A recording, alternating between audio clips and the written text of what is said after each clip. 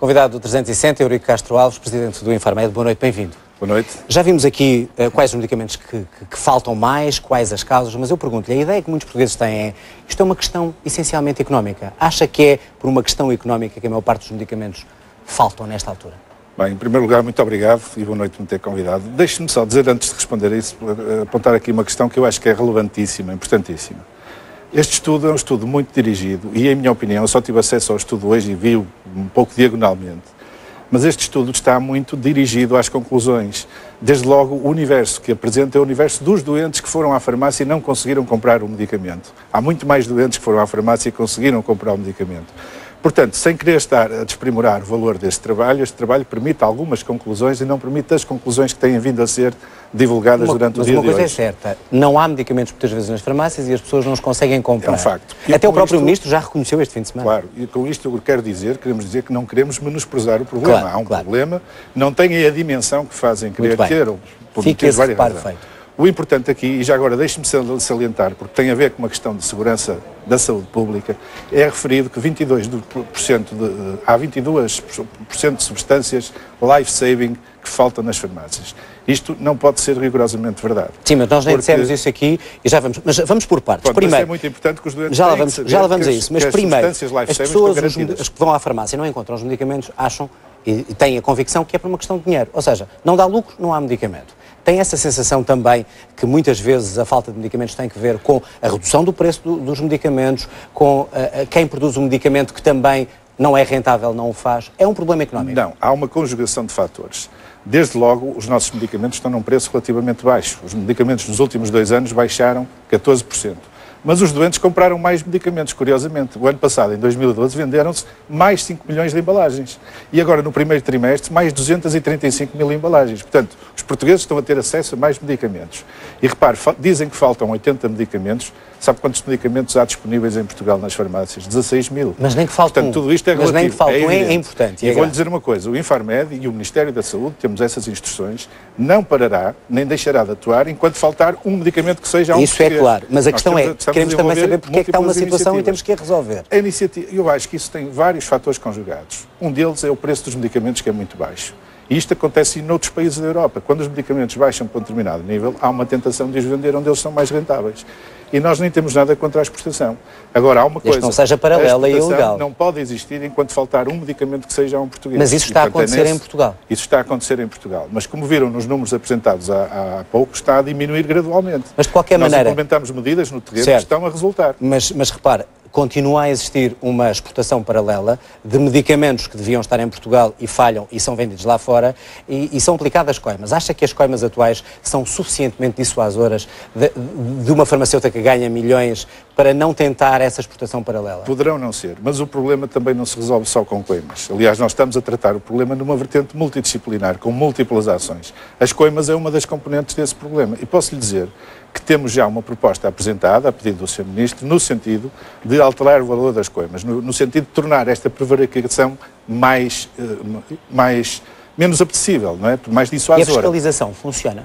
A fiscalização tem funcionado. Como viu, nós temos centenas de inspeções no terreno, aplicámos umas largas dezenas de coimas, são 85 coimas já aplicadas, e posso lhe dizer que tudo somado já vai na ordem dos 600 mil euros. Mas mesmo assim digo-lhe que é preciso aumentar o valor das coimas, sim senhor, para serem mais dissuasoras, mas é importante tomar outro tipo de medidas, nomeadamente vigiar mais o setor.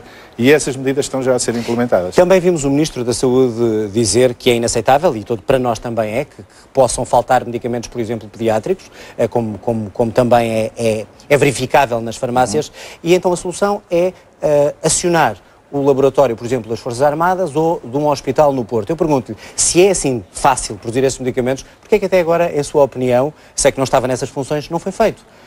As questões não são bem assim. O que o Sr. Ministro disse, e é bom que se perceba o que ele disse, que disse de uma forma muito correta. Sim. O que se está a pedir ao laboratório militar é que venha compensar determinadas faltas que estão a surgir agora. Pontuais e excepcionais. Portanto, são situações pontuais. Até porque o laboratório militar... Mas se o podem fazer, eu pergunto-lhe, e se as grandes companhias internacionais não o querem fazer, não seria algo de incentivar mais em Portugal? Um medicamento produzido nos hospitais que o podem produzir e no laboratório? Isso é o que estamos a fazer. Certo. Agora, na devida medida, nós não queremos aqui substituir a indústria farmacêutica, nem a rede de distribuição, nem as farmácias. Todos eles são muito úteis ao processo. Queremos é moralizar as coisas. coisas, racionalizar as coisas. E, portanto, medidas que façam com que todos os portugueses tenham acesso a medicamentos na devida medida e quando a indústria, os operadores não conseguirem fabricar esses medicamentos, então nós temos a obrigação de encontrar medidas alternativas. E é nessa medida que entram alguns hospitais, e muito bem, nós estamos a apetrechá-los com os nossos conhecimentos, com as nossas autorizações, e também o laboratório militar. Aquilo que há pouco estava a dizer, ou seja, não há um português que tenha um medicamento que pode ser decisivo para salvar uma vida, que não o tenha em tempo útil. É isso que está garantido. Nós criamos um sistema de reporte obrigatório, permita-me que diga isto, que é muito importante para os portugueses saberem e poderem ficar descansados. Há um sistema de reporte obrigatório que as farmácias têm que notificar o Infarmed se lhes falta um medicamento que é life-saving. E há uma lista de medicamentos, de 50 medicamentos, dada pela Organização Mundial de Saúde, e há no nosso site um mapa de Portugal que tem uma luzinha verde para cada farmácia que existe em Portugal.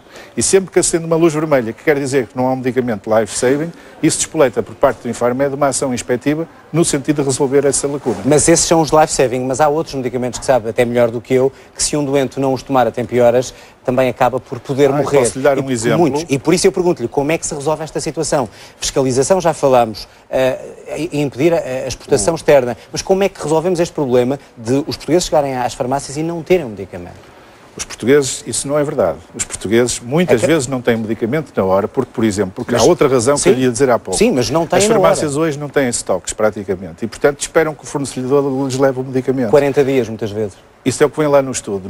O Infarmed não tem nenhuma notificação nesse sentido. Aliás, eu peço, há uma linha direta, uma linha telefónica, há um e-mail especialmente dirigido a este facto.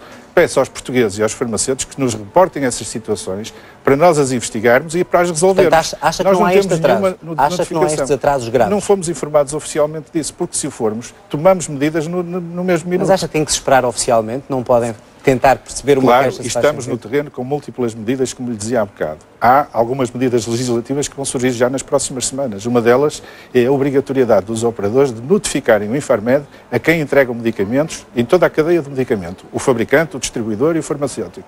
Vamos ter uma vigilância muito mais apertada, uma malha mais fina e que vai permitir menos fugas de medicamentos. Uma outra é também, não vai ser possível exportar medicamentos desde que esses medicamentos falhem em Portugal. Essas medidas estão já para sair no decreto-lei. O que importa é que se tornem eficazes. Vamos esperar para que elas se tornem eficazes. Estamos todos a fazer por isso. Muito bem, muito obrigado, boa noite para si. Muito obrigado. Termina aqui o 360, estamos de regresso amanhã. João Lino Faria com o 360. Vamos